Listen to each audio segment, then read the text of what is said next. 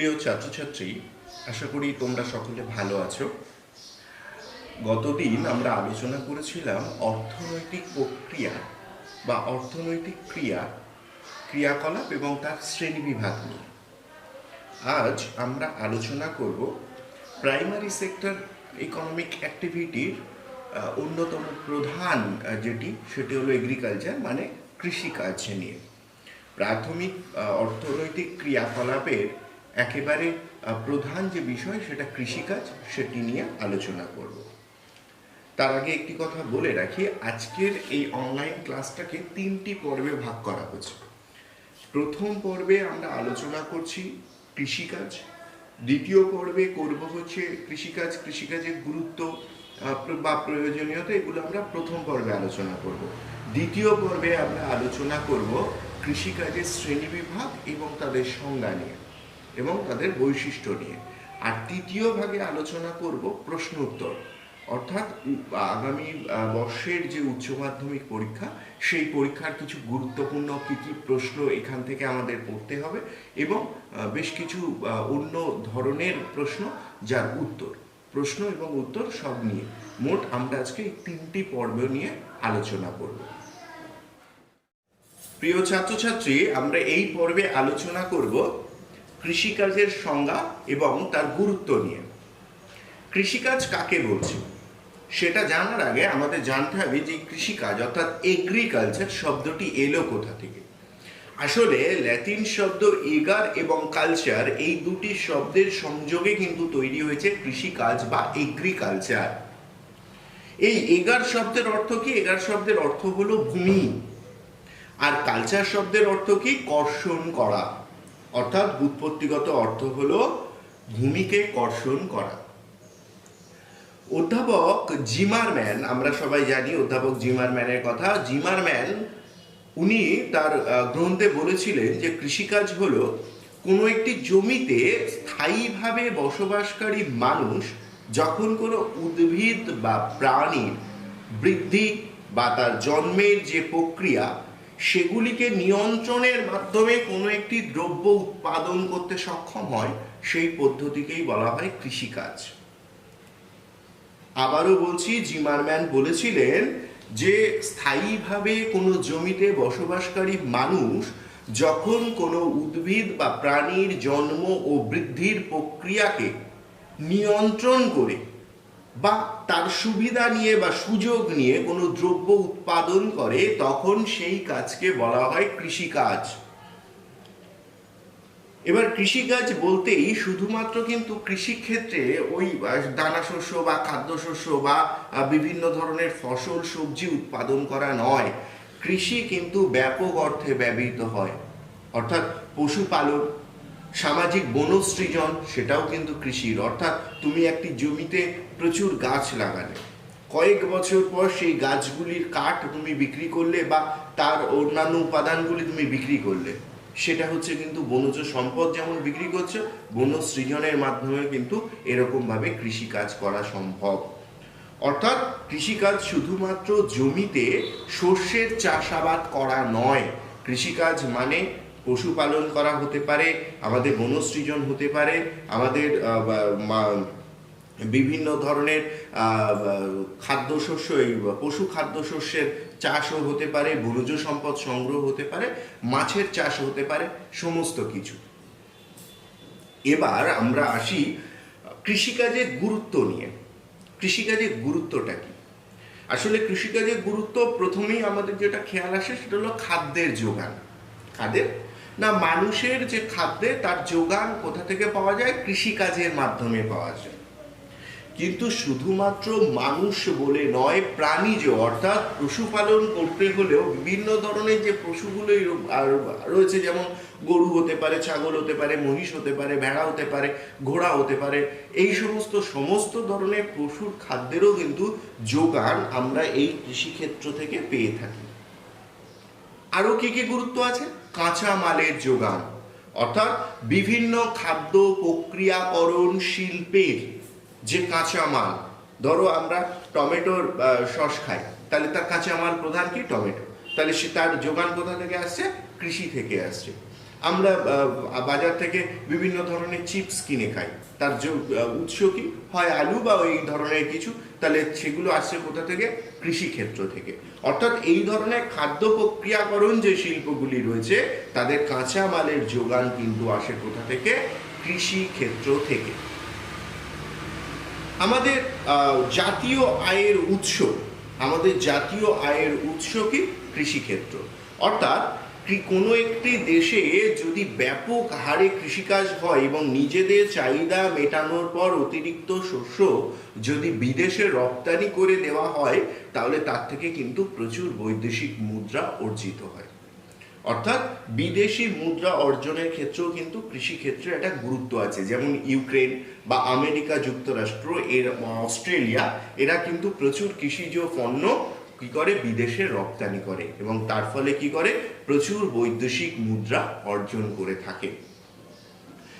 মানুষ তার জীবিকা নির্বাহের ক্ষেত্রে কৃষিকাজ, আমরা জানি যে ভারত বা বাংলাদেশ এরা মূলত কৃষি প্রধান দেশ এবং এখানকার মোট জনসংখ্যার প্রায় 60-70% মানুষই এই কৃষিকাজের সঙ্গে যুক্ত এবং এদেশগুলোর অর্থনীতিও এই কৃষিকাজের উপর সম্পূর্ণরূপে নির্ভরশীল। কাজেই এই বিরাট অংশের মানুষের জীবিকা নির্বাহের জন্য কৃষিকাজ একটি গুরুত্বপূর্ণ বিষয়। কৃষিকাজ একটি গুরুত্বপূর্ণ বিষয়। জাতীয় আয়ের উৎস হিসাবে কি আছে? কৃষিকাজের গুরুত্ব আছে। ভারতের মতো এরকম দেশের প্রায় অনেক জাতীয় আয়ের একটা বিরাট অংশ কিন্তু এই কৃষিক্ষেত্র থেকে আসে। তো ভারত শুধু নয়, ভারতের মতো এরকম প্রচুর উন্নয়নশীল বা প্রগতিশীল দেশগুলিতে কিন্তু কৃষিক্ষেত্র থেকে প্রচুর জাতীয় আয় হয়। গবেষণার সুযোগ আছে। এখন কৃষিক্ষেত্রে ধরো দিনের পর দিন উচ্চ ফলনশীল বীজ হচ্ছে, কম সময়ে বিভিন্ন ধরনের কৃষিকাজ করার চেষ্টা করা হচ্ছে, সেই ধরনের বীজ বপন করা হচ্ছে। এই সমস্তগুলো তো আর এমনি হচ্ছে না, বিভিন্ন কৃষি বিশ্ববিদ্যালয় বা এই ধরনের বিভিন্ন গবেষণাগারে কিন্তু এগুলো গবেষণার ফলে তবে কিন্তু এটা সৃষ্টি হচ্ছে। নেক্সট আমরা বলতে পারি যে কৃষির ফলে প্রচুর আনুষাঙ্গিক শিল্পের বিকাশ ঘটেছে। যেমন ধরে নাও আমরা মাঠে প্রাথমিক পর্যায় থেকে বলছি মাঠে ধান চাষ করা হবে, এটা একটা উদাহরণ। তাহলে এই ধান চাষের সঙ্গে শিল্পের বিকাশের কি সম্পর্ক আছে, মানে অনুসারী শিল্পের বিকাশের? প্রথমত আমরা বাজার থেকে ধান কিনছি, বীজ ধান, তাহলে সেটা হয়তো একটা প্যাকেটে করে আসছে, তাহলে ওই যে বীজ ধানটা প্যাকেটজাত হচ্ছে সেটা একটা শিল্প।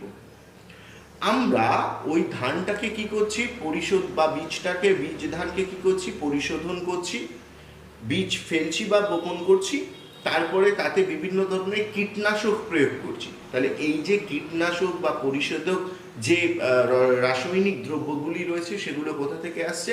রাসায়নিক এই সমস্ত শিল্প কলকারখানা থেকে আসছে। ধান সম্পূর্ণরূপে হওয়ার জন্য কি করছি? আমরা জলসেচ করছি। যদি আমি ধরে নিই যে আমরা শুষ্ক কৃষি পদ্ধতিতে করছি, তাহলে আমরা জলসেচ করছি। তাহলে জলসেচের জন্য ব্যবহৃত হচ্ছে কি? টুলু পাম্প বা ডিপটয়েল, এই ধরনের সমস্ত জিনিস। তাহলে সেক্ষেত্রেও আমরা কি করছি? ইঞ্জিনিয়ারিং শিল্পের সাহায্য নিচ্ছি। ধান কেটে গেলে সেগুলো তোলা, ঝাড়াই, বাছাই এই সমস্তের জন্য কি করছি? বিভিন্ন ধরনের মেশিনারি ব্যবহার করছি। জমিতে বপন করার জন্য আগে কি করছি? ট্র্যাক্টর দিচ্ছি। তাহলে এই সমস্ত নির্মাণ যন্ত্র নির্মাণ শিল্পক্ষেত্রগুলো কৃষির সঙ্গে কি হয়েছে? যুক্ত হয়ে রয়েছে। তাই বলা হচ্ছে যে এগুলো হলো কৃষি থাকার জন্য, এগুলো হলো কৃষির আনুষাঙ্গিক বা অনুসারী শিল্পের বিকাশ হচ্ছে। শুধুমাত্র কৃষিতেই প্রত্যক্ষভাবেই যে মানুষের জীবন জীবিকা নির্বাহ করছে তা নয়, এর বাইরেও এই যে অঞ্চলটি রয়েছে সেখানেও কিন্তু আমাদের প্রচুর গুরুত্ব রয়েছে কৃষি। তো আশা করছি এই অংশটুকু তোমরা বুঝতে পেরেছ। এর পরের পর্বে আমরা আলোচনা করব কৃষির শ্রেণীবিভাগ নিয়ে। প্রথমেই আমরা একটা চার্টের মাধ্যমে কৃষির শ্রেণীবিভাগ করব এবং তারপর সেখান থেকে শ্রেণীবিভাগগুলো দেখার পর প্রধান প্রধান কৃষির পদ্ধতিগুলির বা কৃষি প্রণালীগুলির আমরা সংজ্ঞা এবং বৈশিষ্ট্য আলোচনা করব।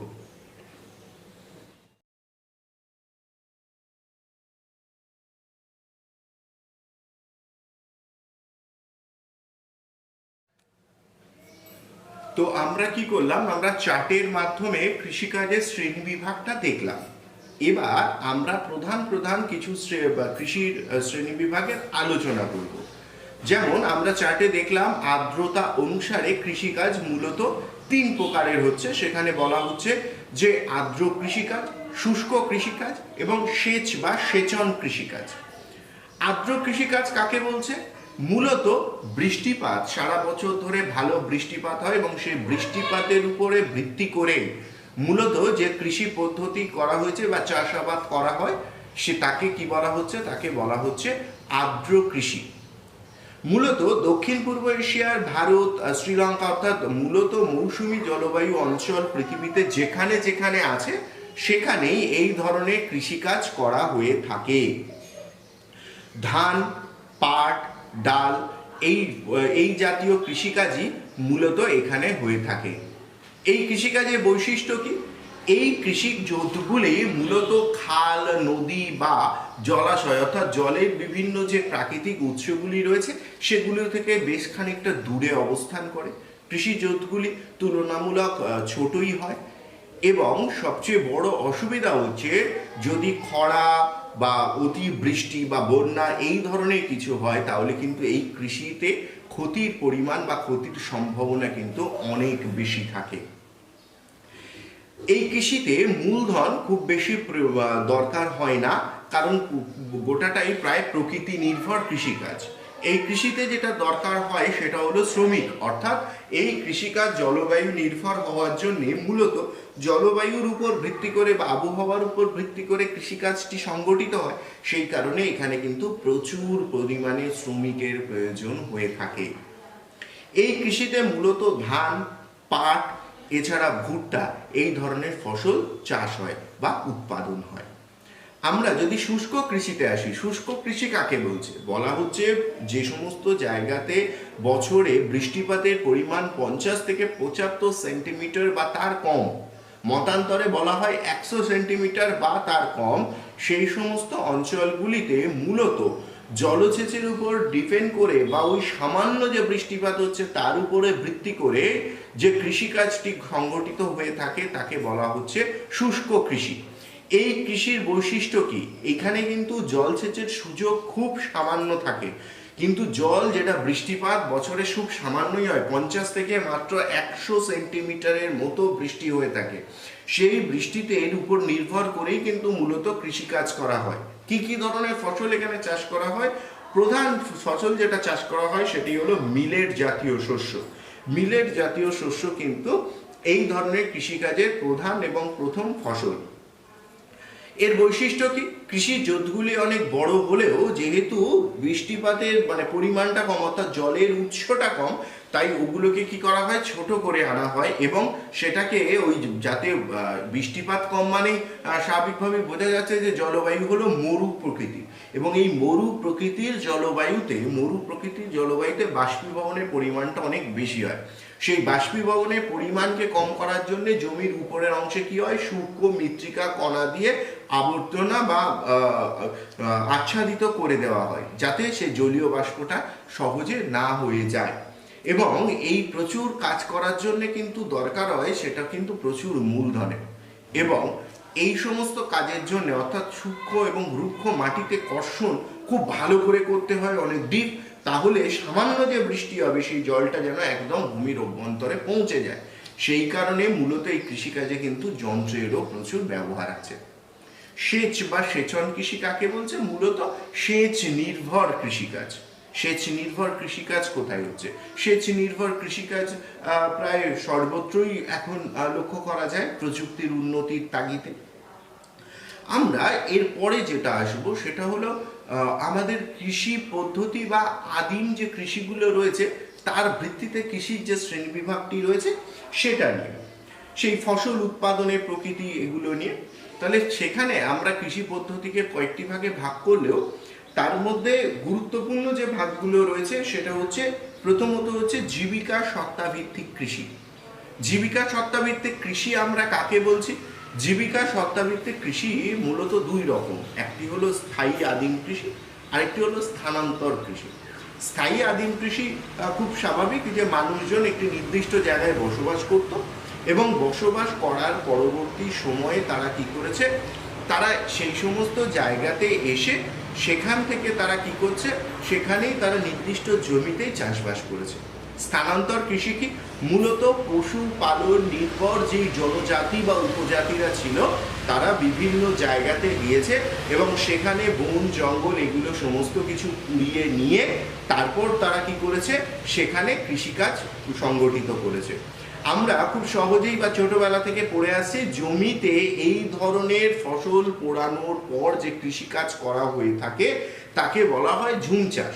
আসলে ভারতেই পশ্চিমবঙ্গ বা উত্তর পূর্বের যে রাজ্য মণিপুর, মিজোরাম, নাগাল্যান্ড, অরুণাচল প্রদেশ, ত্রিপুরা, আসাম, এই সমস্ত জায়গাতে এই চাষ যেমন আমাদের ঝুম নামে পরিচিত, ঠিক একইভাবে উড়িষ্যা, অন্ধ্রপ্রদেশে এগুলো কিন্তু প্রণম নামেও পরিচিত।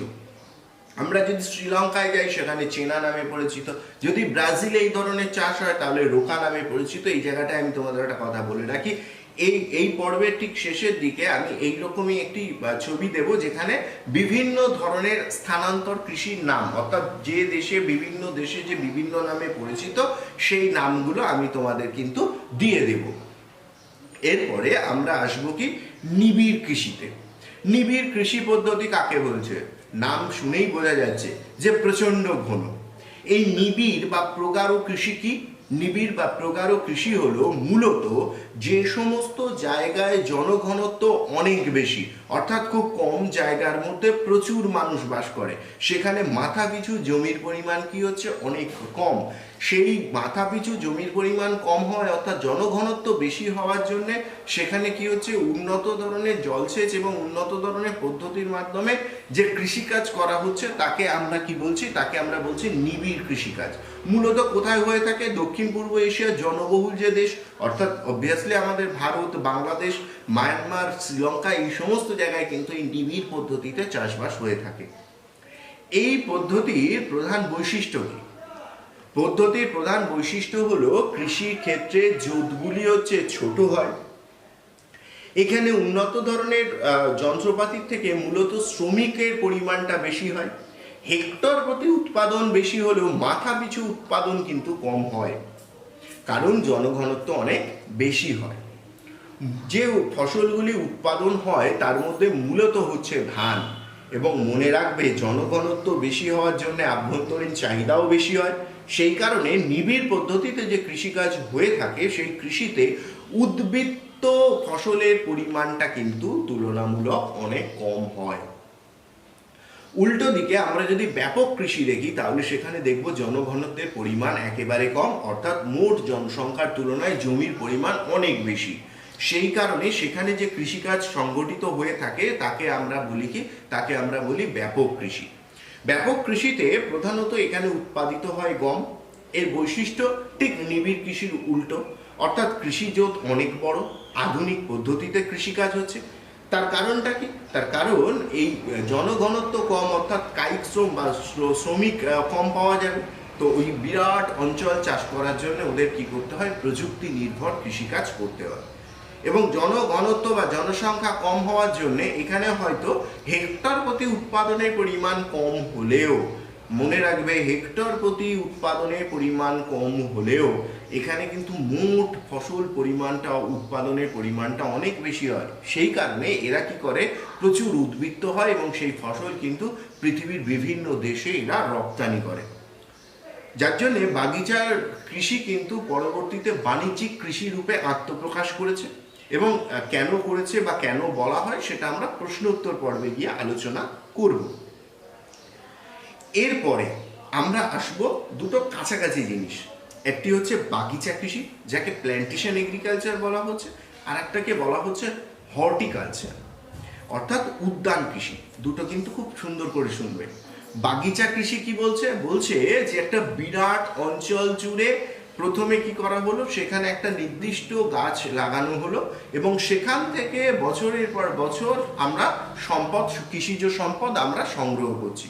ধরে নাও আমাদের ভারতের উত্তর পূর্ব অঞ্চলে বিশেষত দার্জিলিং, কালিম্পং, আসাম, তারপরে তোমার সিকিমের কিছুটা অংশ, যদিও সবটি নয়, এছাড়াও আমাদের উত্তর দিনাজপুর, দক্ষিণ দিনাজপুর, জলপাইগুড়ি, আলিপুরদুয়ার এই সমস্ত জায়গাতে কি করা হয়েছে, চা বাগান গড়ে তোলা হয়েছে। যেমন মালয়েশিয়াতে রবার বাগান গড়ে তোলা হয়েছে, বা আমাদের মহারাষ্ট্রের নাগপুরে কি আছে, কমলা লেবু বাগান, আমাদের কাশ্মীরে কি আছে, আপেল বাগান। তাহলে এই হলো বাগান অর্থাৎ বাগিচা। একবার ওখানে কি করা হয়েছে, রোপণ করা হয়েছে উদ্ভিদ, তারপর সেখান থেকে আমরা কি করছি, বিভিন্ন ধরনের ফসল পাচ্ছি। উদ্যান কৃষি মানে হর্টিকালচার, হটিস, এই হটস শব্দটি এসছে কোথা থেকে? হট শব্দের অর্থই কিন্তু হলো উদ্যান, অর্থাৎ শহরের প্রান্তবর্তী অঞ্চলে কোনো একটি বাগিচার মধ্যে নিত্য প্রয়োজনীয় কিছু জিনিস চাষ করে অতি দ্রুততার সঙ্গে দৈনিক সেগুলো কিন্তু শহরের বাজারে যে পৌঁছে দেওয়া হয়, সেই কৃষিকে বলা হয় উদ্যান কৃষি। প্রথমে এই কৃষি ব্যবস্থা শুরু হয় কিন্তু মার্কিন যুক্তরাষ্ট্রে, কারণ মার্কিন যুক্তরাষ্ট্রই আমাদের আধুনিক সভ্যতার সবচেয়ে বেশি নগরায়ন ওখানেই গড়ে উঠেছে, যার ফলে সেখানে কৃষি জমির পরিমাণ কম কিন্তু চাহিদাটা অনেক বেশি। সেই চাহিদা পূরণ করার জন্য যেমন বিভিন্ন ধরনের শাকসবজি, বিভিন্ন ধরনের টাটকা সবজি, সেগুলো কি করা হচ্ছে, শহরের প্রান্তবর্তী অঞ্চলে চাষ করা হচ্ছে, এবং সেখান থেকে সেগুলো কি হচ্ছে, শহরের বাজারে চলে যাচ্ছে, যাকে এক কথায় কিন্তু বলা হচ্ছে ট্রাক ফার্মিং। তো বাগিচা কৃষি হলো কি না, একবার বপন বা লাগানো হয়েছে এবং অনেক বছর ধরে সেখান থেকে আমরা সম্পদকে সংগ্রহ করতে পারছি। উদ্যান কৃষি কাকে বলছে, শহরের প্রান্তবর্তী অঞ্চলে লাগানো হয়েছে, সেখান থেকে আমরা দৈনিক বিভিন্ন ধরনের শাকসবজি কিন্তু পেয়ে থাকছি। তো মোটামুটিভাবে গুরুত্বপূর্ণ যত কৃষি পদ্ধতি ছিল সেগুলো আমরা আলোচনা করলাম। জলবায়ুর ভিত্তিতে কিছু কৃষি পদ্ধতি রয়েছে, যেমন মৌসুমী কৃষি। স্বাভাবিকভাবে বুঝতেই পারছো, মৌসুমী জলবায়ুতে যে কৃষি পদ্ধতি আছে তাকে বলা হচ্ছে মৌসুমী কৃষি। ভূমধ্যসাগরীয় অঞ্চলে যে কৃষিকাজ হয় তাকে ভূমধ্যসাগরীয় কৃষি বলে। নিরক্ষীয় অঞ্চলে হলে তাকে নিরক্ষীয় কৃষিকাজ বলা হয়।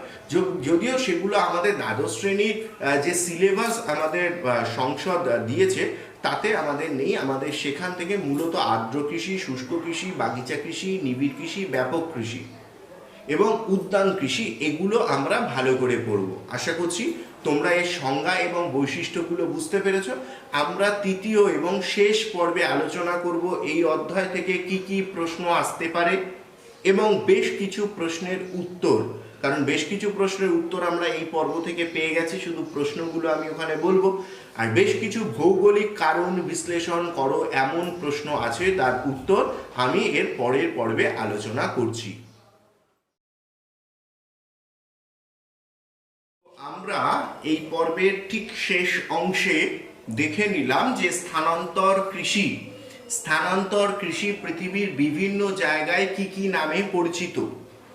আমরা এই পর্বে আলোচনা করব এই অধ্যায় থেকে মূলত কি ধরনের প্রশ্ন আমাদের দ্বাদশ শ্রেণীর পরীক্ষাতে আসতে পারে। প্রথমেই আমি তোমাদের বলেছি যে এখান থেকে কি কি প্রথম থেকে পড়বে। যেমন তোমরা পড়বে হচ্ছে কৃষি কাজ কাকে বলে, অর্থাৎ সংজ্ঞা। সেখানে অবশ্যই করে চেষ্টা করবে যে জিমার ম্যানে সংজ্ঞাটি যেন দেওয়া যায়। দ্বিতীয় ক্ষেত্রে তোমরা কি পড়বে, দ্বিতীয় ক্ষেত্রে পড়বে কৃষিকাজের তাৎপর্য বা গুরুত্ব। 3 নম্বর জিনিস পড়বে শুষ্ক কৃষির সংজ্ঞা, অর্থাৎ যদি আমাদের প্রশ্ন দেয় শুষ্ক কৃষি কাকে বলে, তাহলে আমরা কি করব, সংজ্ঞা লিখব, বৈশিষ্ট্য লিখব, প্রধান প্রধান উৎপাদিত ফসল যেমন লিখব, আমরা চেষ্টা করব যে অবস্থান অর্থাৎ কোথায় কোথায় এই চাষ হচ্ছে সেটা লিখে দেওয়ার। আমরা ঠিক একইভাবে পড়তে পারি শুষ্ক কৃষি কাকে বলছে, আর্দ্র কৃষি কাকে বলছে, বাণিজ্যিক কৃষি কাকে বলছে বা ব্যাপক কৃষি কাকে বলছে। আমরা পড়ব যে নিবিড় কৃষি পদ্ধতি কাকে বলছে, বাগিচা কৃষি কাকে বলে, উদ্যান কৃষি কাকে বলে।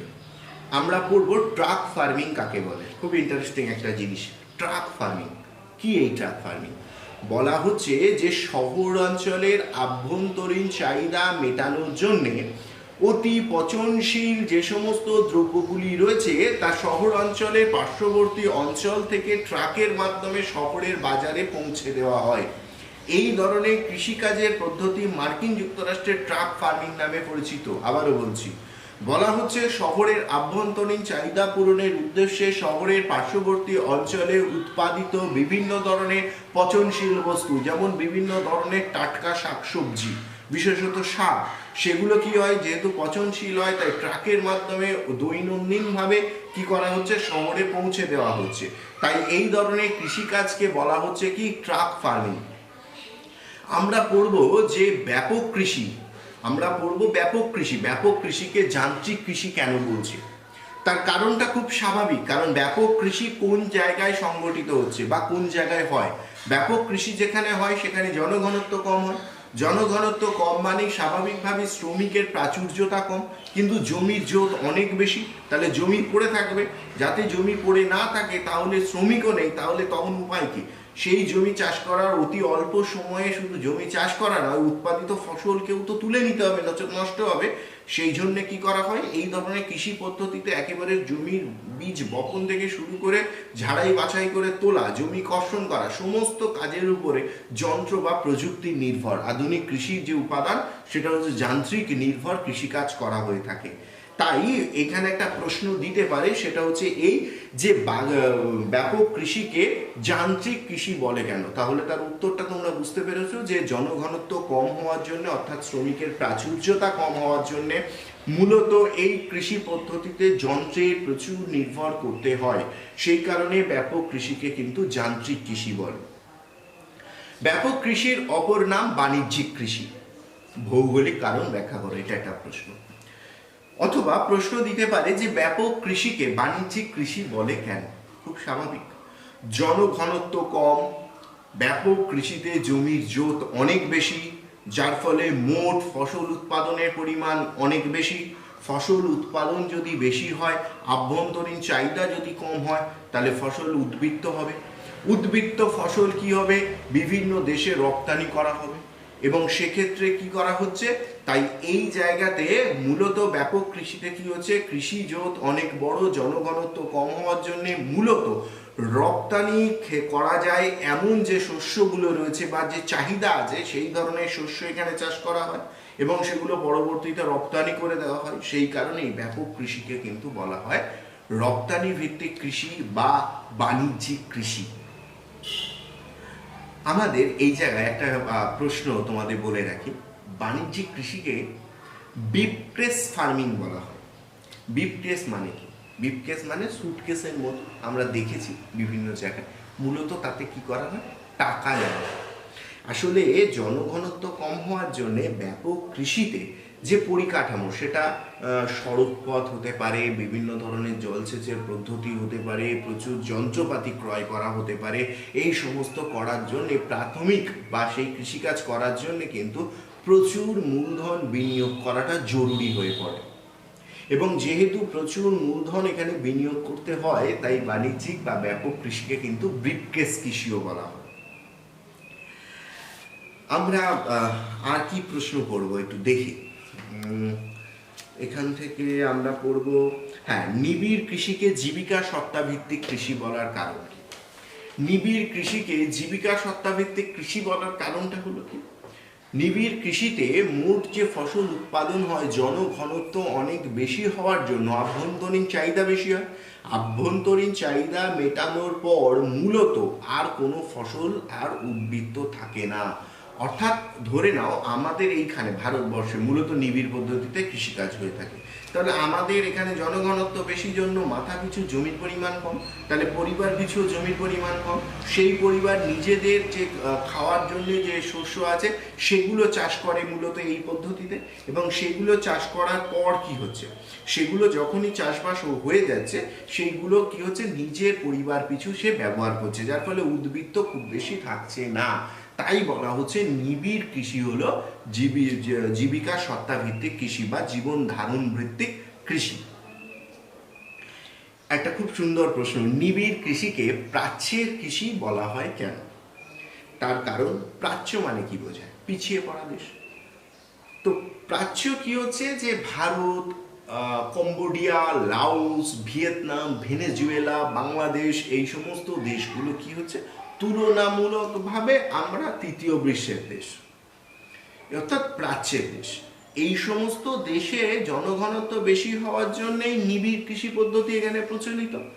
তাহলে স্বাভাবিকভাবেই এখানটাতে জনঘনত্ব বেশি, সে কারণে যেমন নিবিড় কৃষি এখানে প্রচলিত, সেই জন্যে এই কৃষি অন্য কোনো জায়গায় হয় না জন্য নিবিড় কৃষি মূলত প্রাচ্যের দেশগুলিতেই প্রাধান্য লাভ করেছে বা প্রচার লাভ করেছে।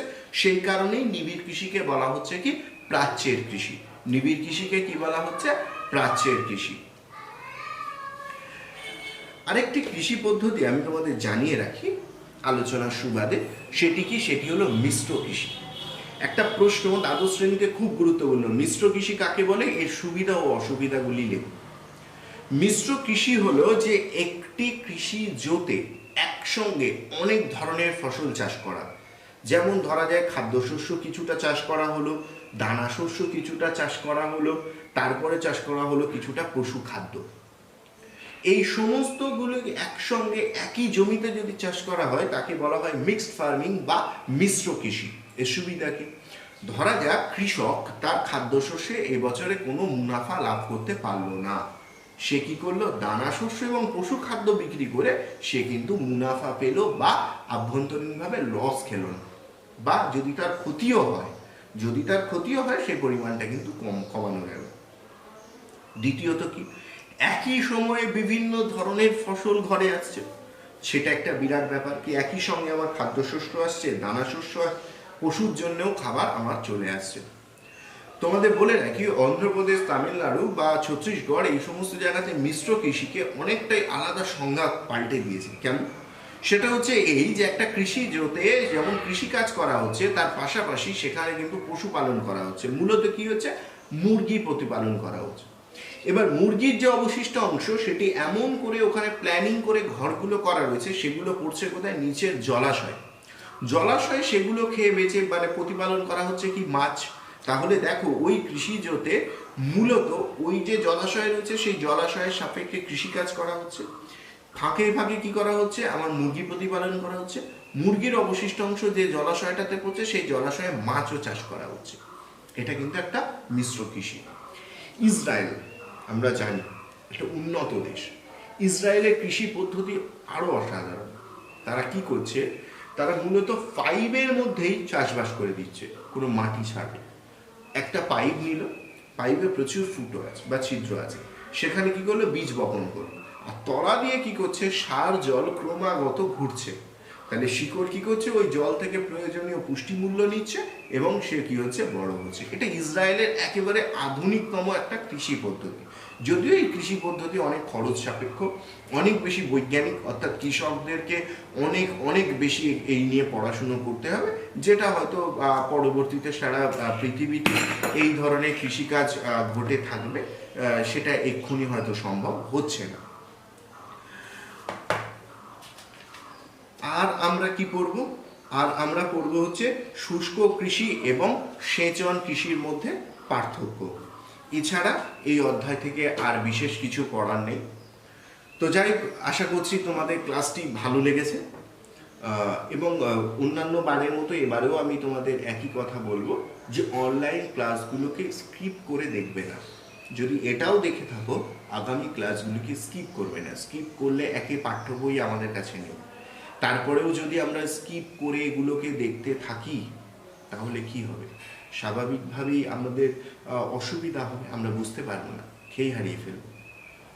তো যাই হোক, লকডাউন যেহেতু চলছে, একটা কোভিড-19 মহামারী, তোমরা আবারও তোমাদেরকে আমি বলবো যে তোমরা প্রত্যেকে ঘরে থাকো, সুস্থ থাকো, সামাজিক দূরত্বকে মেনে চলো। এবং আরও একটি অনুরোধ রইলই বলতে পারো, সেটা হচ্ছে আমার এই চ্যানেলটিকে অবশ্যই সাবস্ক্রাইব করো এবং নোটিফিকেশান বেল আইকনটিকে অবশ্যই প্রেস করে রেখো, তাহলে নতুন ভিডিও আপলোড হলে প্লে লিস্ট অনুযায়ী তোমাদের কাছে নোটিফিকেশানটা চলে যাবে। পরের ক্লাসে আমরা কি আলোচনা করব? পরের ক্লাসে আমরা আলোচনা করব খুব সুন্দর দুটো জিনিস, একটা হলো শস্যাবর্তন, আরেকটি হলো শস্য প্রকারতা। দুটো কিন্তু এই অধ্যায়ে খুব গুরুত্বপূর্ণ বিষয়, শস্যাবর্তন, শস্য প্রকারতা। তারপর আমরা বিভিন্ন কৃষিজ ফসলের উৎপাদন, তাদের অনুকূল পরিবেশ বা পৃথিবীতে বন্টন এবং মূলত পরীক্ষা ভিত্তিক যে আলোচনা, অর্থাৎ আমাদের কিভাবে সেগুলো পড়ে যেতে হবে সেগুলো নিয়ে আমরা আলোচনা করব।